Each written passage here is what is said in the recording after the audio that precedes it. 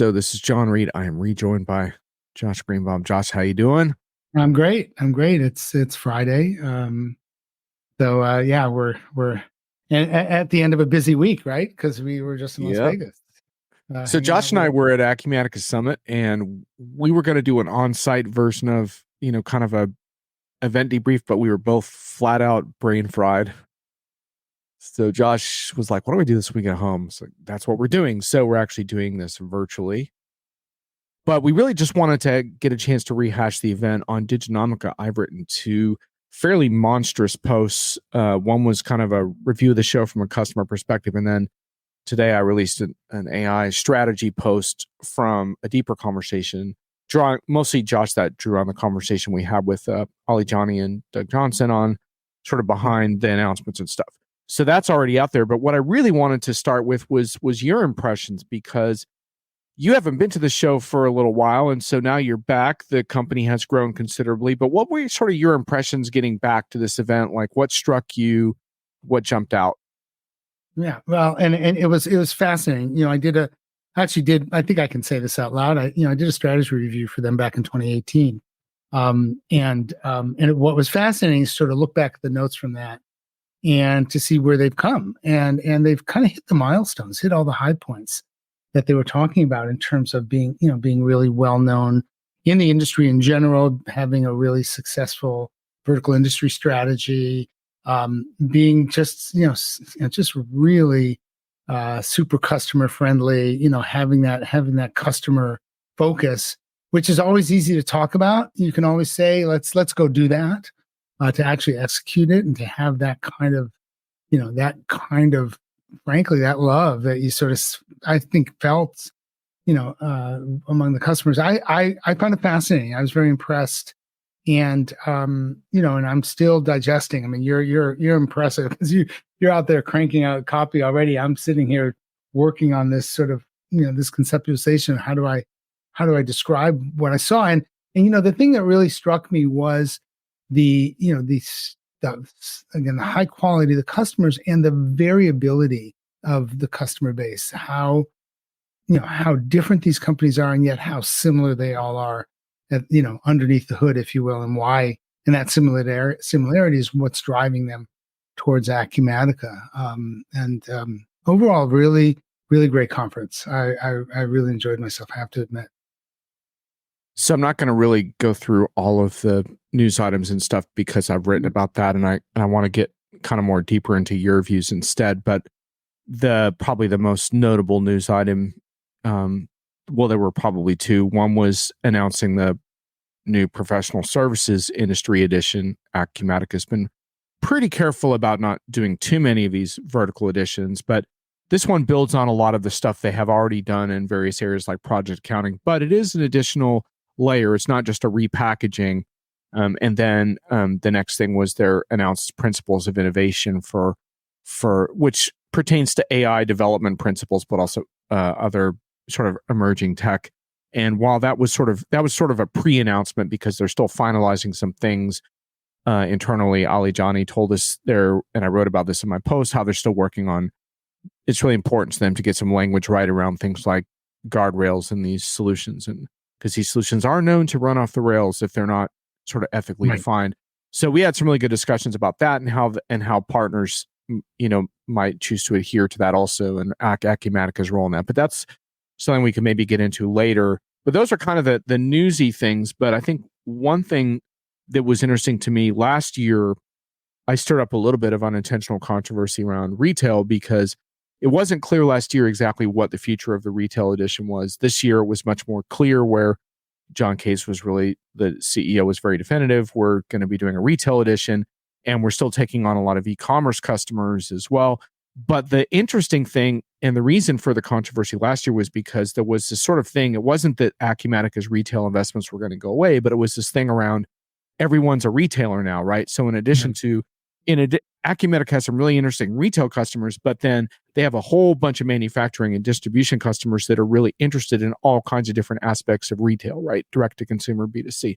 And that's how I want to bring it back to you now, Josh, because the other thing you said to me on site that was interesting was how you were struck not just by the different types of customers, but just how how differently one customer can use the product, right? Because we talked to some customers that have pretty diverse business models. So you were struck by that also. Right. And, you know, I think that sort of, one of the things, again, that, you know, reflecting back 5 years or so, almost 6 years at this point, you know, the idea at the time was, you know, that Acumatica needs to go and find these customers where they are, skate to the puck, to use that overwrought term. And that, you know, that requirement was very much about, you know, you're not just doing one thing. You're going to be doing a lot of things. You are not just a manufacturer. You're a retailer. You're not just a retailer. You're omni-channel. You're not, you know, not just a manufacturer. You're a service company. So I think being able to, you know, do that and seeing signs of that being very, very successful was really, really impressive. I think, you know, there were some very just fascinating customers, and I really went through this list. I started writing my own piece about it yesterday. I'm a little slower than you, but the extreme variability of the customers in terms of their segments, and yet again these interesting commonalities was fascinating to me. You know, I really I was really struck by the, you know, the need for companies to do very very complex and very customer centric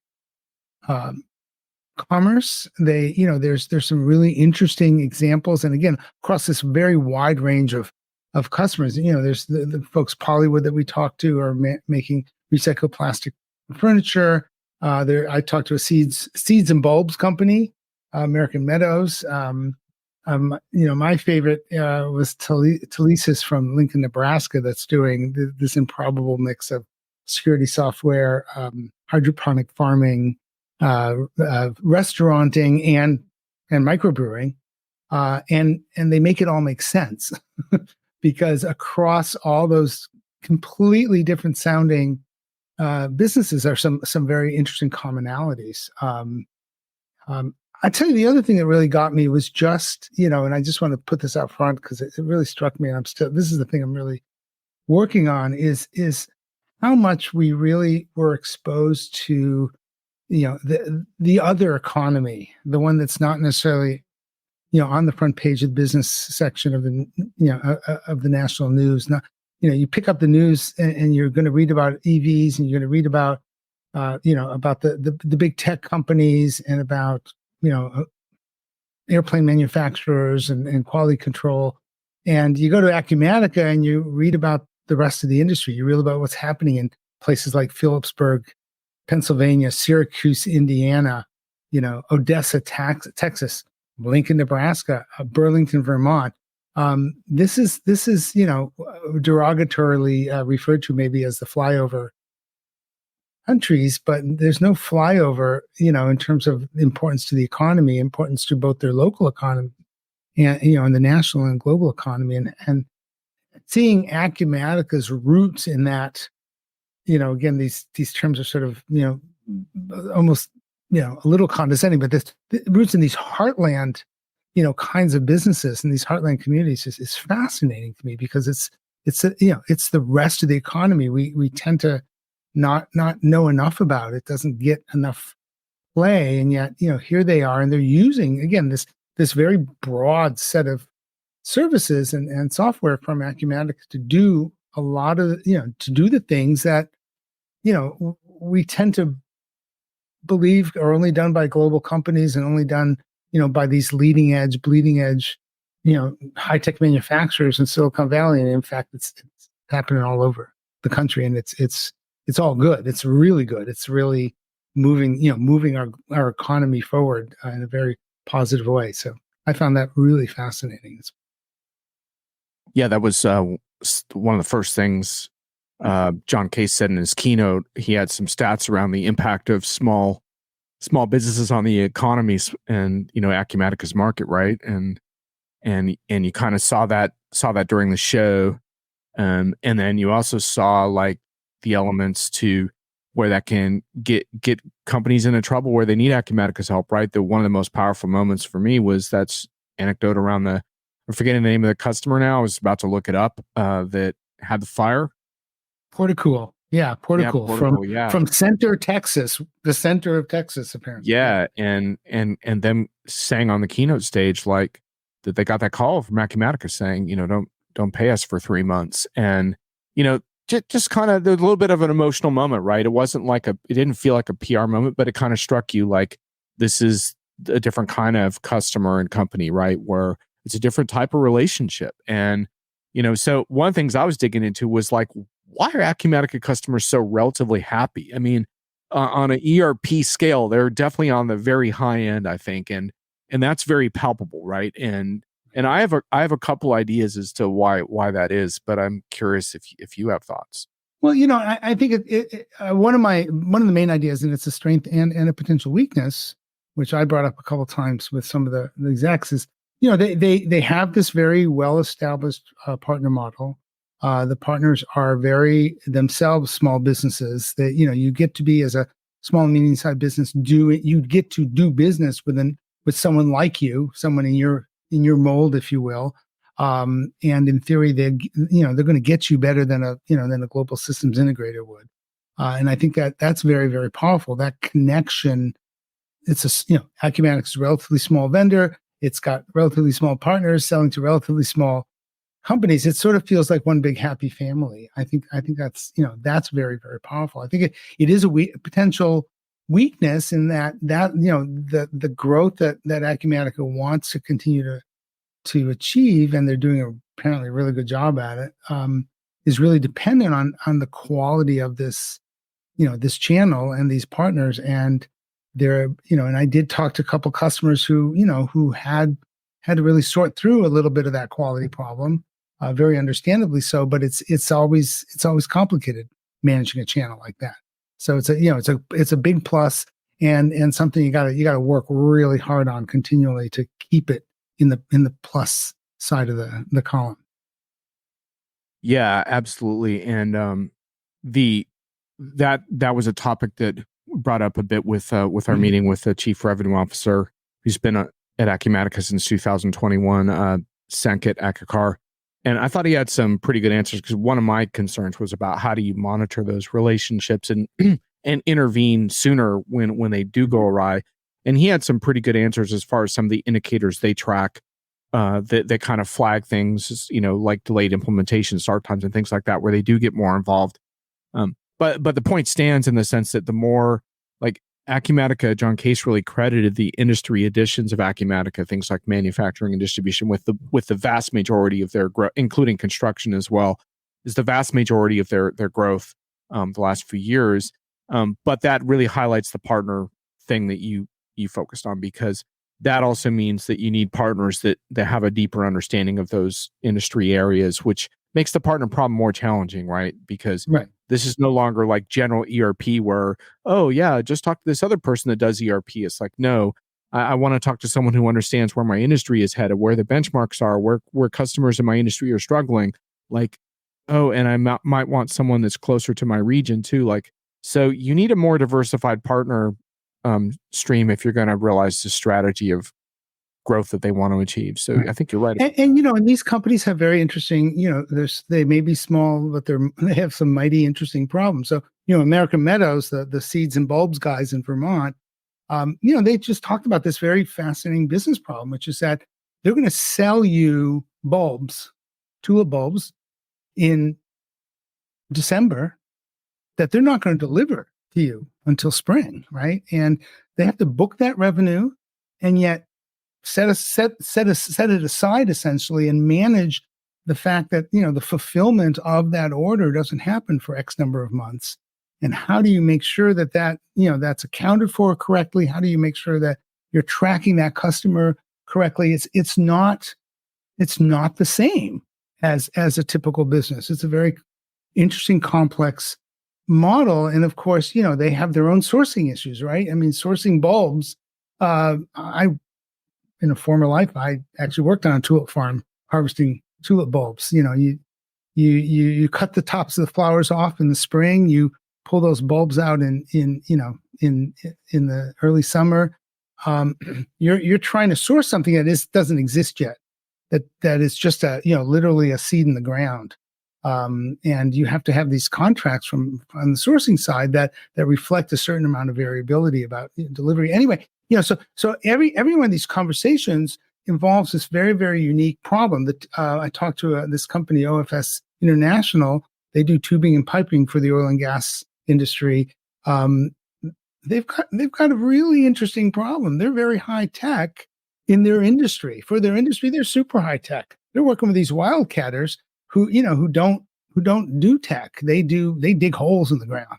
They pull they pull liquids out of the ground, and trying to their dilemma is not so much does Acumatica help their business, but how do they take what Acumatica does and essentially package it in a way that works for this low, very, very low tech customer base.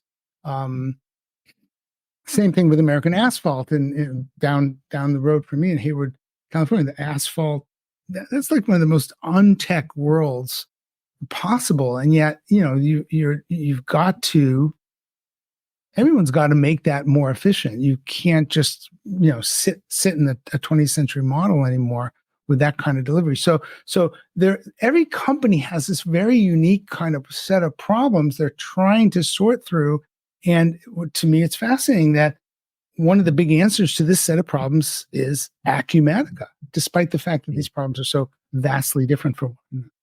So let's hit on that for a moment, because this is a really important point. So this notion has been established, I think, for some years now that a lot of customers like Acumatica's customers, they might be smaller, but their business problems are just about as complicated as large enterprise. So that's important, right? So you're like, well, how does the software accommodate that? And while Acumatica does have on-premise deployment option as one of them, the vast majority of their new customers, like more than 95%, are doing their SaaS offering, and most of those are doing this always current program. And so Acumatica has been, have pretty good track record of keeping these customers current on new releases. So what that means is what I think is really interesting, and I think this one reason for Acumatica customer loyalty, and you hear it in these interviews, is, I'll see what you think of this, is this ability to configure, because SaaS ERP historically was viewed, one of the trade-offs you hear, like if you listen to folks like Eric Kimberling, who does this for a living, he says the trade-off is that it's standard and vanilla. And yet you talk with these customers and it doesn't sound very vanilla, Josh. It sounds like they're able to customize this quite effectively, but here's the key: not disqualify them from future upgrades on the program. So they're not deviating into custom code and disqualifying themselves from new features. So that's a really interesting aspect of this, I think. Yeah. Though I did talk to one company, and maybe I won't mention their name just because, they are the one, they did tell me very specifically, they have, a few too many customizations that they've done in Acumatica. I mean, it's that classic old story. And now how do they roll them forward? Right. Again, with that again, some of them were there because it wasn't in core. Now it's in core. Some of them are unique to their business. And you still don't want to do excessive customizations, beyond what you have to. But the point, because there's all kinds of implications when you're integrating with other software programs as well, other cloud software and stuff. So you still don't want to go too far down that road. And that's why you need a good partner that can advise you as to like what you should do. But the point is, it's just interesting because these are not vanilla SaaS conversations that we're having. And I think that's cool. I would also say that I think customers feel very liberated by the licensing scheme. And I've been giving Acumatica a hard time about this in the past, because like a lot of times when you say things about your company, so for example, Acumatica could say, well, we do industry really well. We have great composability, whatever. Well, sorry, but every cloud ERP vendor on the planet is saying those things right now.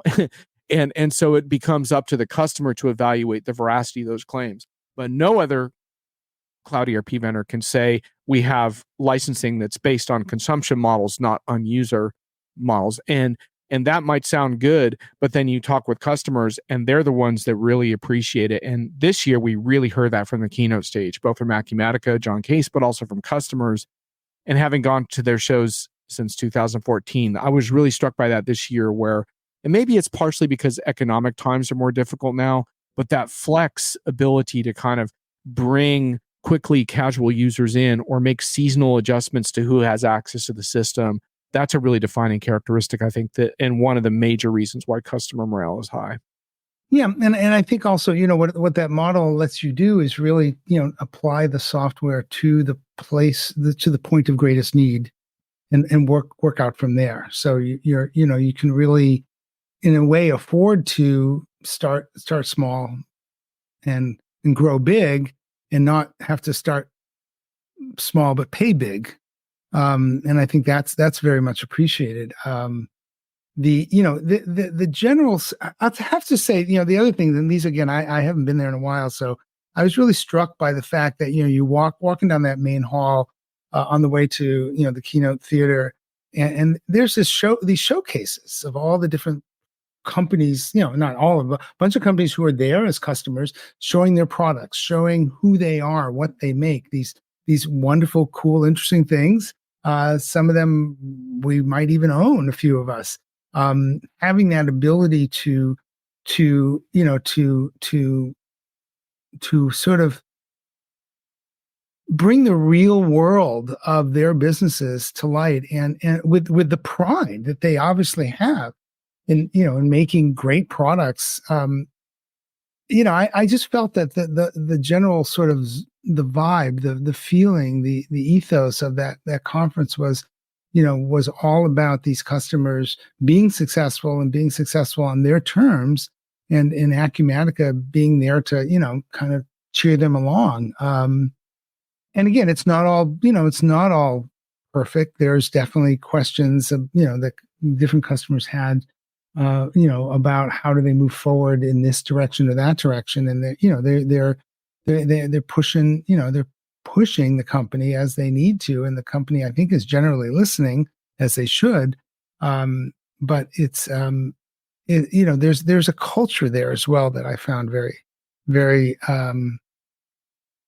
very compelling, and quite maybe different a little bit from some of the more disengaged big companies that they're just trying to make sales quota every quarter. I think the other thing, what's nice about this industry and these smaller companies is, of course, these individuals are playing multiple roles in their companies. So you're not just talking to a siloed person in a single domain in a big company. You're talking to someone who really does have to look across their whole company in order to ensure the success happens. And Acumatica allows them to, to a certain extent, to have that perspective. I think that's very, very, that's refreshing, to be honest. Yeah, I want to hit on a couple of concerns that I have in a moment, because I don't want to do this vendor is too good to be true type podcast, because I think that would strain the credibility of our listeners. But I do think it is important to think about, like, why is morale so particularly high, in these customers and partners, and understand what the factors are, because I think we can all learn from that. And one other thing that I would point to, Josh, is I think, Acumatica has gone into industries that haven't really had what you might call modern ERP solutions to consider. And construction's a really interesting example, because I've talked to a number of construction customers since they launched that several years ago. And historically there's been this trade-off where, even if there's some new different software, it's like, well, the functionality doesn't stack up, so I'm sticking with my green screen software because it has the richer, deeper functionality for my industry. Well, that's cool to a point, but there's a huge problem with those kinds of functionality comparisons, because one of them is that good luck getting next generation talent to sign on to work at your company when you have to log into a DOS type interface to manage your day. Like, have fun with that. Wait, Right. what do you mean I can't do this on my mobile phone? Like, what if I can't come to the office, that whatever? Like, and so I think the other thing, and Acumatica is not the only vendor that's pursued this type of thing, but I think they've done a really good job in these industries, where I've talked with construction customers who said, yeah, Acumatica didn't have every single box check that we were looking for, but we loved the software. We loved how easy it was to use. We loved the mobile capabilities. And we knew that we would continue to get this functionality delivered on a 6-month interval.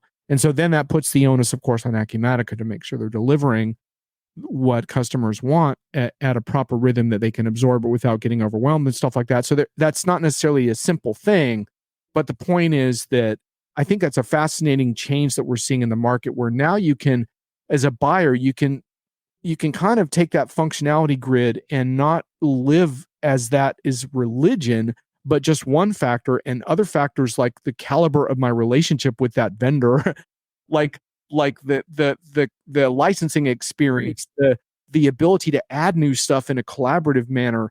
Those become key criteria. And to me, that's huge, because these are now lifelong relationships. This is no longer put in your software and walk away. This is about this sort of continuous improvement cycle. So I don't know what you think of that, but I think that's the other key piece that jumps out to me. Yeah. I mean, why customer sat is so high? Well, and you hit on it a second ago. I mean, a lot of these customers are starting from scratch, and that's being polite. They're starting from nowhere. Right. And so, they've outgrown their older software, older legacy systems, old stuff. Right. They've been dancing. They push QuickBooks to the absolute limits and beyond. They're stuck in spreadsheets somewhere, whatever. So you've been dancing all night in a pair of tight shoes, and you finally take them off. Everything feels great. The question is, what happens the next night and the next night and the next night. And so, there are some places definitely where this company, needs to keep moving forward and keep the momentum, because they're missing some things. And, it's fair to say that they certainly can't be perfect. They don't, and we would be grossly remiss to say that. But I think that there are, the nice thing about really listening to the kind of customers that are in this industry is that they're not necessarily, seasoned, IT focused companies. They're companies that have been working on their business and trying to use some tech to make it better. And they've come to Acumatica because they realize they need to move forward with, a real next generation product. So again, the part of the benefit that Acumatica gets is that they're the first date that some of these companies have had in this tech world. But I think that, I think that they're smart enough to know that they don't want to squander that. You can't, and here's the thing. I mean, you and I have talked about other vendors, we're not going to name names here, who really focus on commercial success and therefore drive a ton of complexity into the commercial relationship with their companies and with their customers. And I really feel that's not happening here. And I think there's a tremendous relief inside the customer base that they're not being treated, if you will, that way. This is not a publicly traded company. They're not beholden to the quarterly cadence of Wall Street. Yep. And I think that's part of the reason it's also refreshing, is to sort of see what happens when you really focus on the customer as the customer and not the investor as the customer. I like that focus a lot. Yeah, I think in that, when we get into the final section, I want to hit on a few concerns. I think one of my big concerns going forward would be the future as Acumatica continues to grow, because in this industry, what we know is that eventually there's some kind of event that happens in that growth cycle.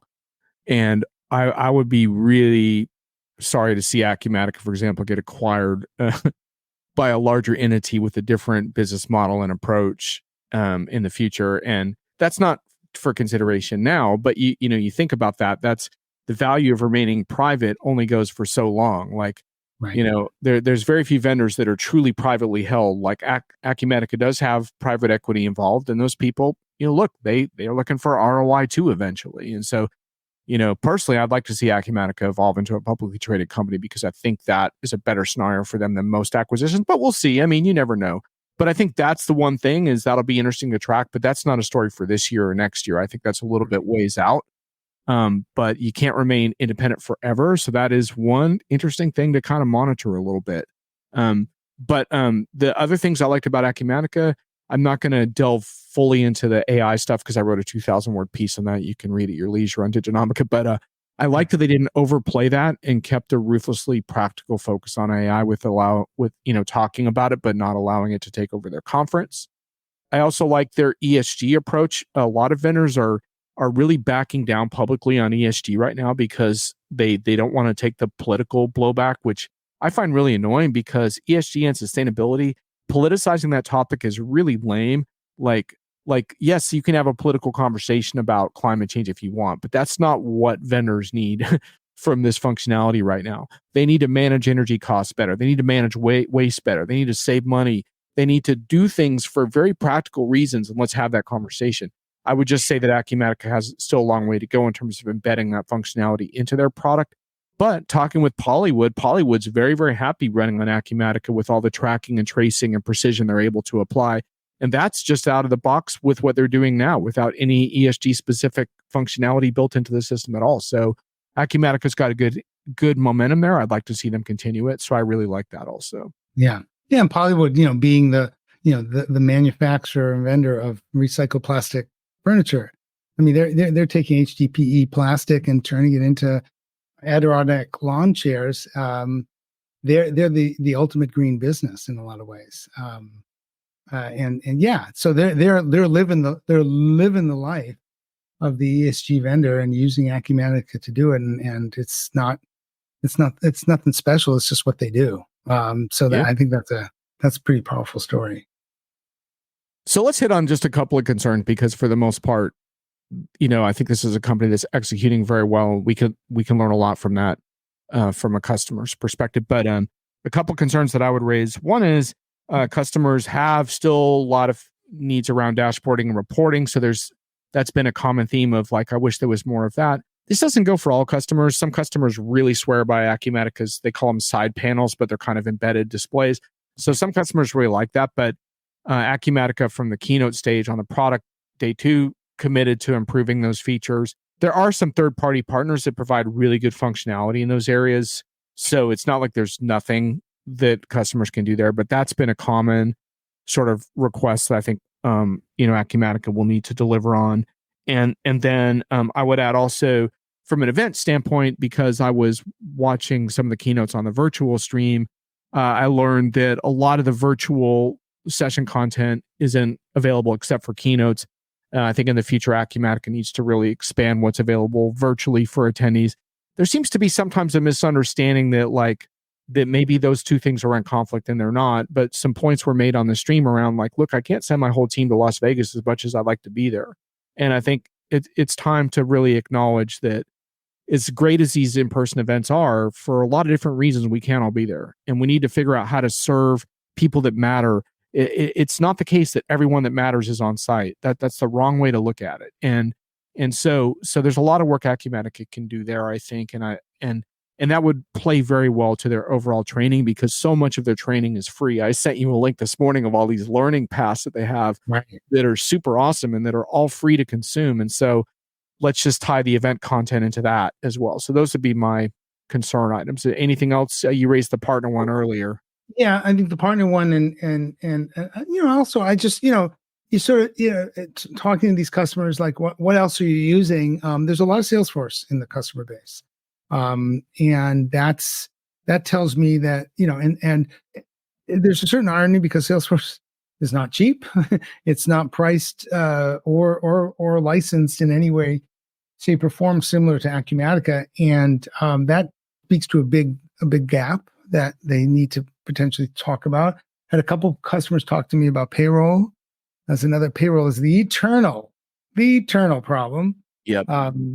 So they do have partners that service some of that, but to your point, yeah, it needs to go upstream a little bit. And I think the analytics, BI analytics was as you mentioned, I heard stories about that as well, and in fact, several of them really, were trying to make some choices about some not necessarily inexpensive third parties that they felt might be the right ones because they felt like they weren't necessarily going to get it from Acumatica or the partner. So those are some. They're not unknown gaps. They're known. They're not surprising. But I think as they sort of move forward and try to cover as much of the customer need as possible, whenever possible. I think those are a couple of things that I saw I saw sort of standing out in front of me. And I just want to say, I mean, the thing about the partner program, I just want to tell a quick anecdote because it sort of rang true with our host Jim Dessler's running that show. And they when I used to follow Microsoft very closely back in the day, they would always bring the analyst in front of the guy running the partner program, and he would run through this rather comprehensive briefing on all the things they're doing to tweak that program because it was not working right. It needed constant revision. It was this continuous headache that needed to be managed from internally, and then you step aside and go out in the rest of the market, and every competitor saying, "God, I wish I had a program like Microsoft's." And the moral of the story is you can never do enough in the partner ecosystem to make it, to structure it correctly for the customer. So I really, to me, that was the real takeaway: is that you want this continuous growth, you want this incredible, customer satisfaction to grow and not stagnate. This is going to be a really big a big lift to keep the momentum in the partner program as strong as possible. And a couple of customers did say, they had to go back to Acumatica and get another partner. The first partner they picked, the first partner they were given, wasn't the right one. And I can't emphasize, as I keep doing, enough that this is a potential inhibitor to growth that they're going to have to really focus on. Yeah, and I definitely hear from customers like really good partner stories, and then I also hear at times, and this gets back to some themes that are right in your wheelhouse around that customers really need to own these relationships. So sometimes it's not just a matter of whether you have a good partner or not; it's the caliber of that relationship. Like I talked to a customer that was rebooting a lot of their projects after they felt they had stalled out in the last year, and they had a very frank conversation with their partner about that, and a productive conversation, and they're moving forward with that partner, but that conversation needed to happen. And I think that's customers really, I think in any of our ERP scenarios that we look at, or really anything else, like they have to own that a little bit more than they're used to owning, rather than saying, oh, let's put our trust in this partner to deliver everything. There needs to be this really sense of like, well, how do we measure that? How do we know we're on the right track? And some of that's just relationship stuff, and it's not easy. And so I think it's really important. So I'm glad you brought that up. Right. And just as we know, right, these are, if you mess up a project in a large multinational or even a decent sized company, you're going to be fine. If you mess up a big project in a small company like some of these, you could really take the company down. And I like, as you point out, what Sanket was saying about some of this, some of the programmatic things they're going to do to keep an eye on this stuff, because it is absolutely critical you get it right the first time. You don't necessarily have a second act in these smaller companies to do this kind of transformation that they all need, and they desperately do. And again, particularly because they're transforming from, as you said, DOS green screen, to modern ERP, and that's exceptionally non-trivial to do that.